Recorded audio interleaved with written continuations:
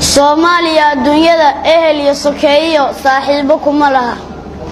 siyaasado guracan oo dhanna aanu soconiyo waxa jira saluug weyn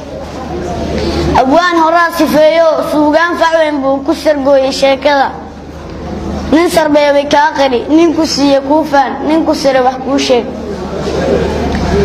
sanqaraha baxaya waa sabaalo been iyo suldhawaale aan jirin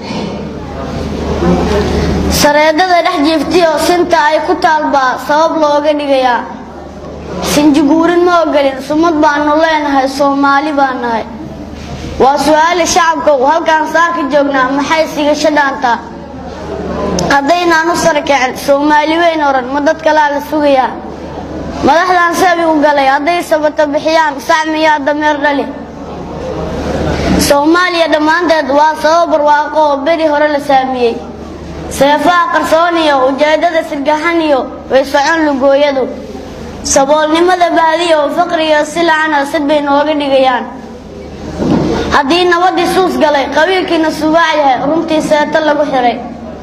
sanad ka daraniyo saxariiru dhimayo saxmiyaha noolaan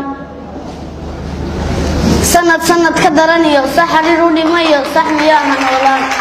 kol hadday sidaas tahay sirtoodii ogaateen maad saafi noqotaan